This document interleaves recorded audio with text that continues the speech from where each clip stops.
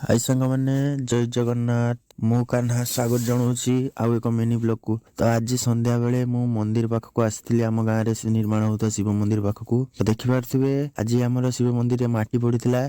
डुजिंग कम चली side stand कम चली देखिपे आपण मैंने आमर मंदिर प्रतिष्ठा 25-26 2 दिन धरी चलो ये देखिपे सीमेंट पूरा पड़ी मंदिर भितर मार्बल कार्य चली देखिपे मार्बल कम भी आमर शेष होगा आसलानी आमर मंदिर काम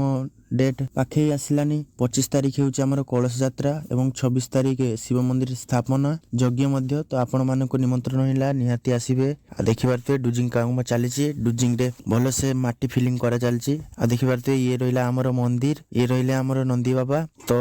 आपण मानक आमर मंदिर टी केमिति लागुची कमेंट माध्यम निश्चय जनइबे मोर ये मिनी ब्लॉग टी केमिति लागिला निश्चय जनइबे रहिली जय जगन्नाथ।